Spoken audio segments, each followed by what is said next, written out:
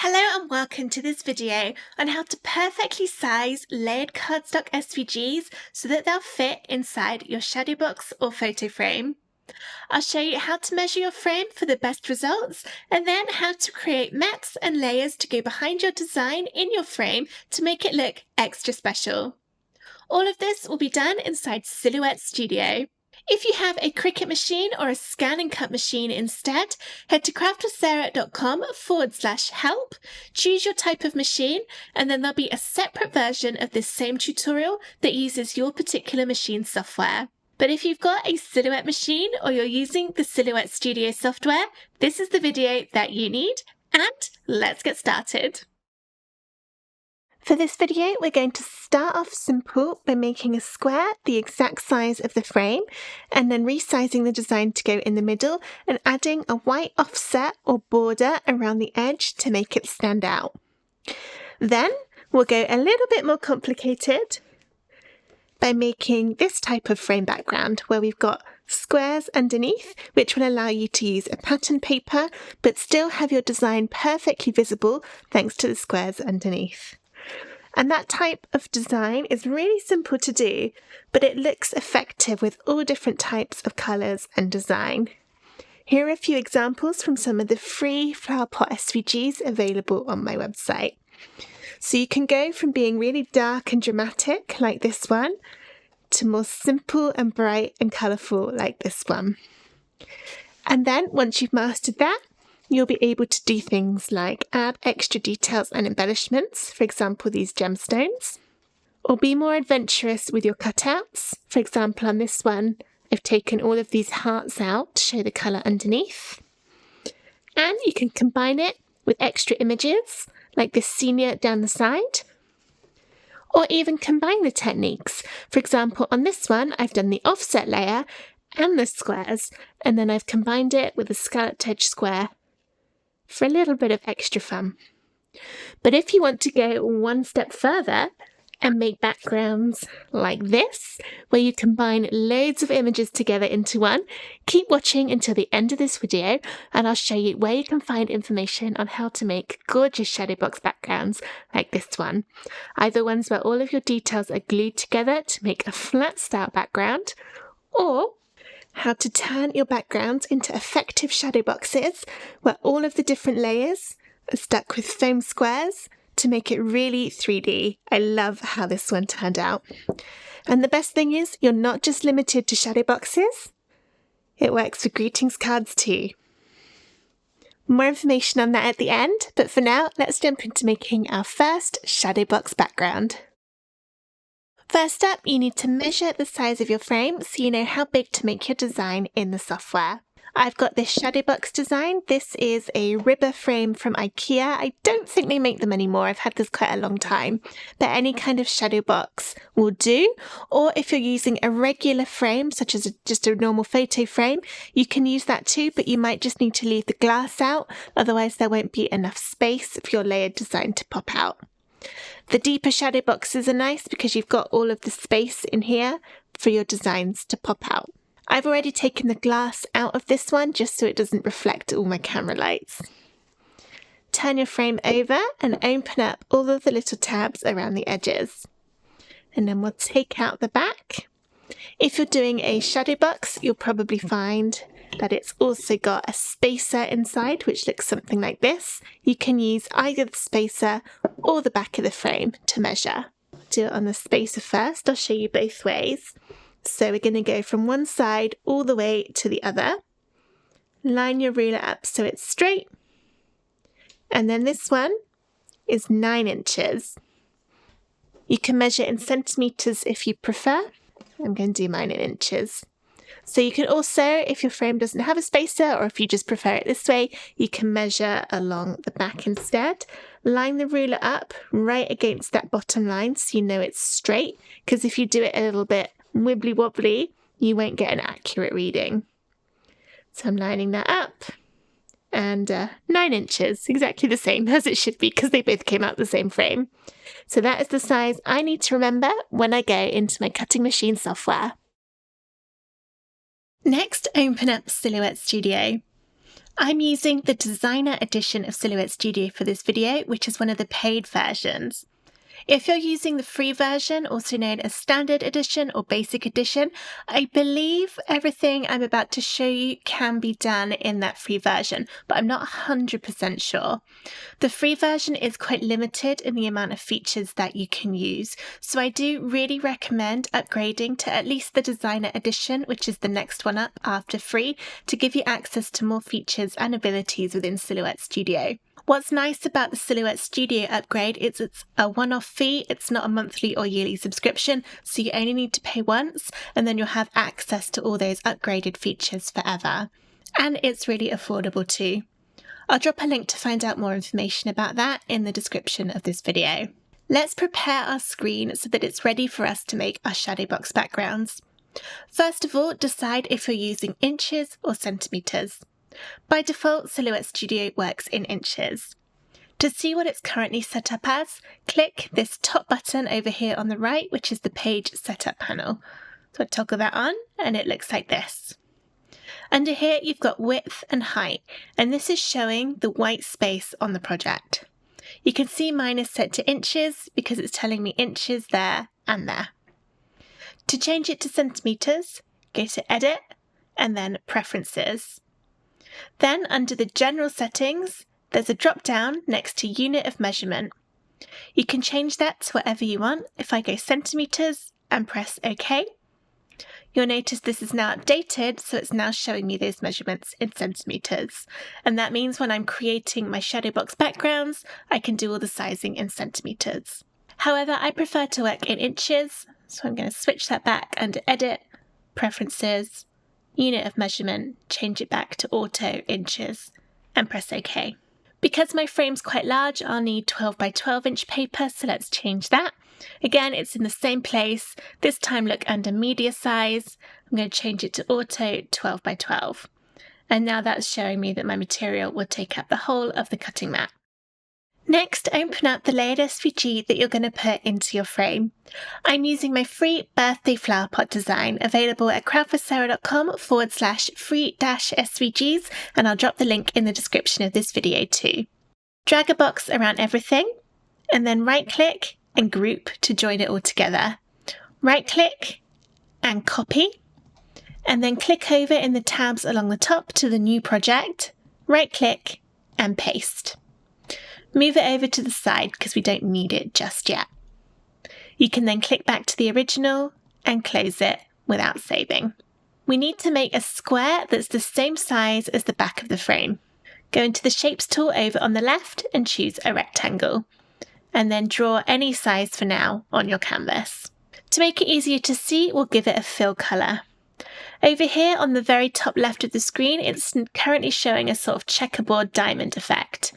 Click into there and choose a colour. It doesn't matter what colour you choose. You'll probably find that it's got an outline around the edge. Mine is showing a very thin red outline. To turn that off, click into the second drop down along the top and then click the diamond pattern, and that will remove it. We can now resize, so I'll click the arrow, make sure I've got this still selected, and then along the top we've got the width and the height. We need to type into both of those measurements the size of the frame. First, click the padlock to open it up. That means we can type each of those individually. Mine was 9 inches, so I'll go 9 in the width, press enter, and then the same for the height. And this square is now the perfect size for my shadow box. Next up, let's size the layered SVG. At the moment, it's appearing underneath my square. To fix that, click on it, and then right click and bring to front. And now it will show on top. This time when we're resizing, we want the padlock icon to be closed so that everything changes in proportion. Otherwise, you run the risk of either squidging or stretching the design, which we don't want. So with it selected, click that padlock to close it, and then if you're dragging, make sure you do it from the 4 corners. When you're resizing, don't put it super close to the top and bottom of your square. For example, I wouldn't do something like that. The reason is the very edges of these squares is going to be what's resting on top of your spacer inside the frame. So you're not actually going to be able to see the very edges when you look at it. And even more than that, if your frame's got a particularly chunky front to it, like many of the shadow boxes do, again, you'll find that that chunky wooden front covers up some of these edge bits, so you're not going to be able to see it. So if I was to cut this out, not only would I find that the tops of the balloons and the bottom of the flower pot were not visible, but it probably would actually mean that my frame won't go together, because I'd be trying to put all of this thick bit of layering on top of the bit where the spacer sits, which means the back of the frame would no longer fit. So instead, when you're resizing, try to keep at least 1 centimetre around each side. I am going to make this a particular size. I'm going to go 7.5 inches tall. If you're putting your design on a background pattern or scrapbook paper that's got a particularly busy design, maybe there's lots of different pictures going on, or there's words on it, or it's loads of colours, or even if it's just a similar colour to what you're doing in your layered design, you might find that your design doesn't really stand out as much as you might like. After all, we want the attention to be on our beautiful papercraft more than on the background that it's sat on. To make your design seem like it's popping out from the background a little bit more effectively, you can add a border to it, also known as an offset. That would be a thin white, in my case, but you can make it any colour you want, a thin white line around the edge to separate out the design from the background. To do this, first move your layered design over to the side, then click it, right click, and ungroup to separate out all the layers. Open up the Layers panel by clicking the second from the bottom on the right-hand side. This group with all of these layers in here shows all the pieces of my layered design. Yours might not have the nice sort of numbered layers. We're doing that with our SVGs to make them a little bit easier to understand, but it could say anything here. It doesn't really matter what the layers are called. The important thing is to scroll to the bottom and click on the very bottom one. Not the rectangle, not this bit, but whatever your bottom layer is in your layered design. Then in your Layers panel, right click and copy, and then right click anywhere on the project and paste. And that's put in just the very bottom layer. And it's important that you only do the offset on one layer, otherwise you end up with it trying to offset everything at the same time. That is really slow for your computer to do, but also it ends up trying to stack all the bits one on top of the other with all the different colours, and the final cut isn't very good quality. By duplicating the bottom layer, it means we're going to end up with a much nicer offset that's easier for the silhouette to cut. Alright, so I've moved this over to my square to get a better idea of what size I might want my offset to be. And then click the offset tool, which is the star in the top, or you can click the same star in the right hand side. Sometimes it will start adding the offset automatically, other times you have to click where it says offset here. You know when it's started because you'll get a thin line showing you the size of that offset. You can drag the slider to make it bigger or smaller. I'm going to go for 0.15 of an inch. Generally, it will work out better if you've got the circular corner selected rather than the square one. When you're happy with how the size is looking, press apply. We don't need our duplicated bottom layer anymore, so I'm going to click on that one and press delete on my keyboard. And then to make it so that the offset's easier to see, let's click on it and give it a fill colour by going into the fill box on the top left, and I'm going to go for white. I'll zoom in. And at the moment it's got these little cut lines in the middle where the offset didn't quite meet these spaces. I don't want the silhouette to cut out these little gaps, that'll look quite messy. To remove them, double click on the gaps to select them. You'll know when they're selected because you start to see all of these little dots around the edge, these little squares. These are nodes, and this is how the little cutouts are actually made in the computer software. To remove them, click on one of the squares. I'm actually going to zoom in even more so you can see a little easier. Okay, click on one of the squares and then press the delete key on your keyboard and keep pressing it until the bit you want to remove has completely gone. You might have to press it 2, 3, 4, 5 times depending on the complexity of what you're trying to remove. So again on this one, click one of those little squares and press delete, and then delete again until it's all gone.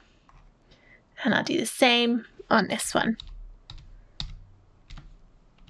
I had to press it 6 times that time. And that's all of them gone. Oh no, it's not. There's one more. One more. There we go. Right, that's now all of them gone. To see how it's going to look, drag a box around your layered design, right click and group it again so you can move everything as one. And then we need to right click and bring to front again. And you already kind of got the idea, even though this isn't a pattern background, how that white outline makes the design stand out better against the background. This would then be all ready to cut out. I'm not going to show the full cut process in this video because I've done it in a separate video which goes through the whole thing in detail, including how to separate out all of the colours, how to put your cardstock through the machine, how to take it off the mat without the card rolling, and how to change colours. To find that video, head to craftwithsarah.com/help. Choose Silhouette from the list of machine options, then scroll down the page until you find that tutorial. Here's how it looks when it's cut out, both with and without that offset layer, so you can see the difference that it makes. Next up, let's look at adding some mats and layers within the frame, either as an extra couple of border layers for the design to go in, or just to enhance the design overall and to help draw the eye into the middle. This is an alternative to doing the offset around the edge. This time I'm using my generic flower pot design, which is another free SVG available at craftwithsarah.com/free-SVGs. I'm still going to cut my main 9x9 inch background out from patterned paper. This time I've got a lovely butterfly design I'm going to use, but this time I'll add 2 squares in the middle. You can either draw a new square, just like how we did this one, or you can right click and copy and right click and paste.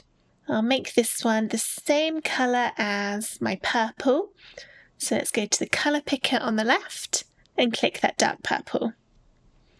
And then I want this to be quite a bit smaller because I still want to be able to see a lot of that butterfly paper.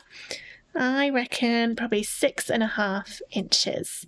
And then that will go in the middle. That's a bit hard to see against that background, so I'll change this. My exact paper that I'm using is kind of a light, very, very light pink. It doesn't seem to be one. Maybe that one. That'll do. Okay. I'm just kind of roughly matching the colour of my background there. And then this will be a nice dark layer to go and draw the eye in, but at the minute, if I bring that to front, you're not going to be able to see my flower pot on it because I'm using the same colour. So I'll copy and paste again. And this time make it a different colour to go in the middle. I'm not going to make it this purple in the middle of the flower pot. I think that would still be too dark. So let's go for a bit of a different purple. And then make it smaller. Try 6x6. And put that in the middle. To see how this will look a bit neater, drag a box around everything. And then select the bullseye image across the top. And that centers everything together. So now I know everything's exactly in the middle of itself. And then bring that to front. Then you can resize your layered design, either to go exactly in the middle and fit inside that smaller square like this, or what I prefer to do, but of course it is just personal preference, is I like to make it so that it's just bigger than the squares, so it will poke out across the top and the bottom. I just like how that looks. I think it gives more of an impact because it means you can cut your layered design bigger. And it's a little bit easier to put together if it's bigger. You've got greater surface area to glue everything. And I just think it looks nice having that kind of breaking of the outlines of the square. Here's a little word of caution if you're doing a rectangular frame instead of a square one. So this is A4 size. I could put it inside an A4 frame. Let's say that I wanted to do the same thing where I'm adding different colours in the middle. If I was to change the size just by dragging the corners or by setting either the width or the height with the padlock closed, so let's go 7 inches and as an example, you'll find that as you resize your rectangle, it starts going out of proportion with the base. So here you can see I've got a much bigger gap along the top and the bottom than the left and the right. And the same thing happens, it gets more and more obvious the smaller you make the rectangles. And if I was to then copy and paste and try and get my one smaller in the middle, again, it's going to do that same thing where there's a bigger gap at the top and the bottom than the left or the right.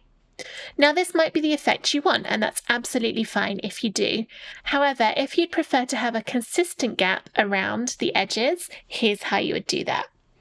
Let's delete those two, paste my original back in, change the colour. So this time, I'm going to resize it using the width and the height rather than dragging the arrows, and I'll tick the padlock to unlock it. That way you can take the same amount of number off of the width as the height. So if I take 2 inches off each one, so 6.27 for the width and 9.69 for the height. So 2 inches off both those numbers. Now, because I've taken the exact same number off, there's an even gap around all of the sides. If I do that again, make it another colour. This time I'll take 1/2 inch off each side, which would be 9.1 on the height. Oh, maths. 5.77 on the width. And move that into the middle. You see I've now got an even gap around each of those sides. Let's select everything and centre it with the bullseye. And that is looking much neater than it was before. So that's just a helpful hint for if you're trying to resize rectangles and you're wondering why, when you're dragging the corners, it's not fitting with even gaps on each side. Once everything's cut out and stuck together, this is what it looks like. Now, I don't know about you, but personally, I find it really, really hard to line things up straight and get them perfectly centered. I've never had a very good eye for that, and I find it really difficult. There are a couple of tricks you can do in Silhouette Studio to make it absolutely foolproof for lining up your designs so that the squares are perfectly straight and also that they're exactly in the middle. You can do this either by making some guidelines using dashed cut lines. This is just a little example I'm hoping you can see on the camera. There are dashed lines all the way around the edge here.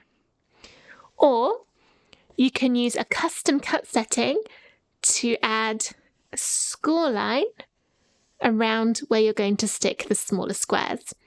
This isn't actually technically a score line. I'm not using a scoring tool or anything like that. It's the regular blade in the Silhouette machine. I'm just using the absolute lightest cut setting it can possibly do so that it marks where I need to glue. Then the idea would be, this would be your bigger squares. For example, it might be my patterned one here, or it might be the darker purple. And then when I'm gluing everything together, the smaller square that goes on top is the exact size of either this dashed line or this scored line. So I can line up the smaller square exactly on that when I glue, and then know it's in the middle and it's straight. And you could do that for any that is having another square stuck on top. So now I'm going to go through, now I'm going to throw my bit of card across the table. What I'm actually going to do is open up Silhouette Studio and first show you how to add the dashed lines, and then secondly, how to do it so that you're scoring the line instead. Fair warning with the scoring, as we are technically still doing a cut, even though it's the lightest setting the machine can do. If you're using really, really lightweight card, you might find that it still cuts all the way through and you end up with the middle falling out. Now for this one, this is sort of mid-weight card, and you can see if I turn it over, that line isn't present on the back. So it hasn't gone all the way through my card, which is great. That's exactly what I wanted. But when you look at it from the front, there is that line going around all the sides. If you're worried about your card being thin, choose the dashed option. But if you're using thicker card, it doesn't really matter, it's just down to your personal preference. I think overall, the scored version gives a little bit of a better appearance because if you still don't quite stick it straight and you see a little bit of this line, at least it's a nice solid line and it looks quite neat. Whereas if you use the dashed one and you accidentally glue it a little bit skew-if, then if you can see some of those dashes poking out the side, it's just not the prettiest thing. But generally, the idea of these is that it makes you line it up perfect, so it shouldn't be a problem either way. So let's find out how to do both of these effects in Silhouette Studio. Here's how to do the dashed lines to make it easier to line everything up when it's cut out. First, I'll move my layered design over to the side, and I'm going to start by doing it for the largest square, so I'll move the smaller one out the way as well. Click on the original, right-click and copy, and then right-click and paste. That'll make a copy. Move one of them, the one that pasted in, over to the side. Check this one is exactly in the middle by dragging a box around both of those and pressing the target center button along the top. Then click on your smaller one. Remove the fill by going into the fill box on the top left and clicking the diamond, and then give it a stroke by clicking into the stroke, choosing a colour, it doesn't matter which, and making sure you have a positive number. For example, this is 1 point. Then in the line drop down, change it to a dashed line, and the best one to choose is the one with the long lines with a big gap between them. If you go for one with only little gaps, you might end up accidentally perforating your card, which means the square would pop out of the middle and tear, which we don't want. We just want those nice lines for lining up. So I'll go for this one, the long lines with the big gaps, and then click away. Drag a box around both of those, right-click and group. And then I can do the same for the next one. Let's bring these two back in. If your other square, the darker one, the bigger one, is appearing on top of the little one, right-click and send backward. You might need to do it a few times, or you could go centre back. Drag a box around them. Click the target to centre. Click the smaller one, right-click and copy, right-click and paste. Move that one out the way.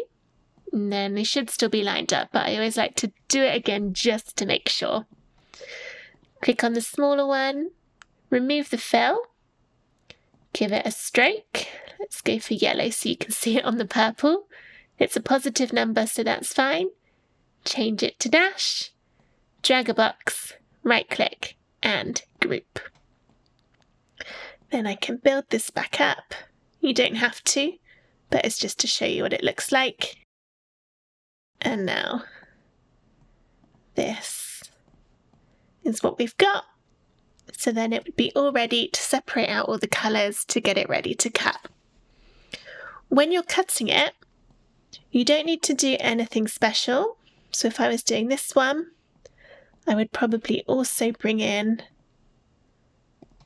my purple layers that are the same colour, so I can do it all at once. Press send to send it to your machine. And then because we want the lines to be cut in the square, you don't need to do anything clever. All of this is still going to be cut. So you can still use the simple option over here. Change it to whatever you're using. I'm going to do textured heavy cardstock. And I always pump up the blade depth because I find it never quite works unless I do that. And then it will do it all exactly as I want it to cut it out. Here's how to do the other style of effect where we're making almost like a fake score line instead of doing the dashed cuts. It starts out very similar. Move your layered design over to the side and also the smallest square, and we'll start with the biggest one. Let's copy, right-click and copy, or Control-C on your keyboard, Command-C on a Mac, and right-click and paste, or Control or Command-V for Victor. Move that out the way. Drag a box around both of those, make sure they're exactly centered. This is where it's different to the dashed version. This time I'm going to get my middle one and I'm going to remove the fill again and give it a stroke. So far the same. But now instead of changing it to a dashed line, I'm going to leave it as a single line. When you're adding the line in the middle, make sure it's not a colour you've got anywhere else in your design. So I've chosen an orange. Drag a box around both of them, right click and group. And then you would do the same for the smaller one. So let's send that to back. Copy and paste that one. Center them. And then remove the fill, change this to a colour I've not used anywhere else. Let's go for a grey, drag a box, right click and group. So now I've ended up with those. But this time when we send it to the machine, it's a little bit different because we want it to cut normally around the edges of these squares and then cut on the absolute lightest cut setting for the bit in the middle. So to do that, get the piece ready that you want to cut and press send over on the top. This time we're going to do 2 different cut settings. First we'll do the outline around the edge, which we'll do using the fill box up here. Find the colour that you're cutting, for me it's this one, and change it to the setting you want.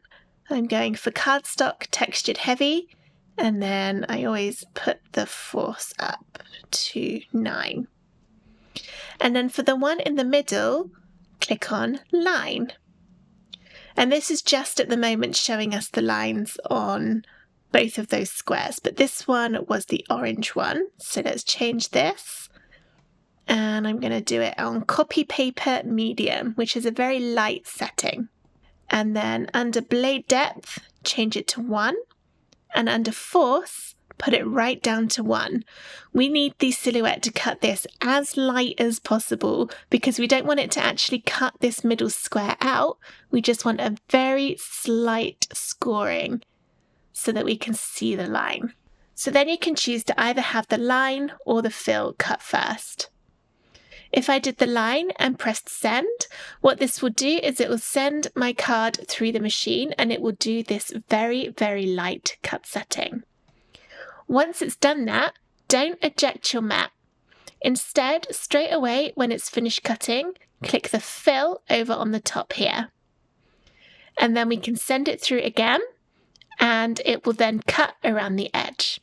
Don't worry that you've got all of these bits on here. It's only actually going to cut out what you can see on the mat, which is our square. And then once you've cut both the line and the fill, then you can eject your mat from your machine and you'll have it beautifully cut out around the edge and just lightly scored in the middle. Here's how my finished design turned out with my background and then my 2 squares in the middle and then my layered design stuck on top. It would now all be ready to go in the frame, and gluing all of these squares was super easy thanks to the little corners to know where to put it. Here are another couple of examples to show how changing up the backgrounds can really change the overall effect. So for this one, I've used a very dark, moody background to draw the eye in. For this one, I've added some sticky gemstones in the middle and the corners, so you can of course embellish these however you like. And then finally, super simple with some bright colours. But that's not all you can do. Once you get more confident at making your shadow box backgrounds, you can then add extra details, such as playing about with different shapes.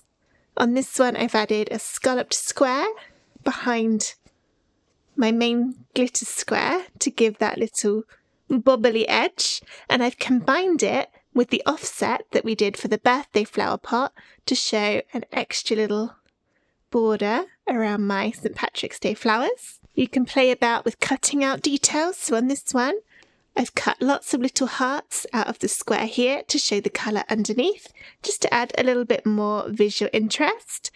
And you can even combine it with other images, such as this one, where I found an image to cut to go down to finish off the design. You can also play about with things like adding names or dates to make a truly personalized shadow box. But that's not all you can do. You can up-level this a whole load more with custom backgrounds. Here's how. Here's another look at some of those detailed frames I showed you at the beginning of this video. We've got the one where all of the parts are glued together, and then this one, which was in the frame itself at the beginning, which uses foam squares on all of the background details to make it layered all the way around. If you'd like to know how you can combine images or SVGs to make your own custom backgrounds for any theme or occasion, head to craftwithsarah.com/join to check out the Craft with Sarah Premium membership. Joining the membership gives you access to all of my papercraft classes that are exclusive to that membership. A new class is released every single month, and for April 2025, that is this class on how to make these detailed, beautiful backgrounds. You'll also get other amazing benefits from joining the membership too. For example, design credits added to your account every single month that you can use to download the premium SVGs from my shop at no additional cost. You'll also be able to enter member-only challenges on the website, submit design requests if you have any suggestions for what you'd like to see coming up, and it will remove all the display advertising from the website, so you won't get any of those annoying ads pop up anymore. But let's talk a little bit about this class. As with all of the classes that come as part of the membership, they're all recorded 3 separate times, once using Cricut Design Space, once using Silhouette Studio, and once using Canvas Workspace for scan and cut machines. That means that if you're using one of those types of machines, you can follow along in your specific machine's software. So these classes are not Cricut specific. I have recorded them in different softwares to make them accessible to a much wider range of machines. As part of this class, you'll see how to take the images, and yes, all of these are included as part of the class too, and create the background. First up, we'll do this flat version, so we'll add them all together, and then we'll see how to do things like extend shapes down to fill in a space, how to join shapes together to make a repeating pattern, and how to take little parts from one design and move them to use them in your backgrounds. Then I'll show you how you would cut this out and stick it all together. So for this one, as I've said, most of these bits are glued, which means the background looks fairly flat. I only used my foam squares for the little details, such as the bushes, the flowers, and the sun. If you want to go even further and make a more dimensional shadow box, so this is more like the traditional shadow box SVGs that you might be using already, then there's a part 2 included in the class that shows how to turn this into this. This one is put together differently. It's a little bit hard to show on video, but for this one, instead of gluing all of the background, the rainbow layer is raised up with foam squares, the hill has a second layer of foam squares, the grass at the bottom has a third layer, and then the purple frame is glued on top. Which means you've got lots of beautiful dimension in here, and it looks much more realistic in the flesh compared to this version, because all of that depth of the foam squares draws your eye in and helps add to the visual perspective of making the rainbow look like it's further away than everything else on the frame. If you've ever wanted to design your own shadow boxes, this class gives you a great head start into the process of doing that. And you don't have to use flowers and rainbows and clouds. You can use the same steps shown in the class to design frames for any occasion using any SVGs that you have. So what are you waiting for? Head to craftwithsarah.com/join to find out more about the membership. Or if you are already a member, head to craftwithsarah.com/classes. Make sure you're signed into your account, and then you'll be able to enroll in not only this class, but all of the other classes included on the site.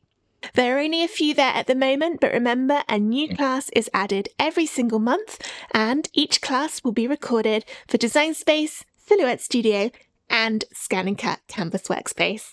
If you have any suggestions for future classes, let me know in the comments. But for now, we're going to finish up this video on designing our shadow box backgrounds.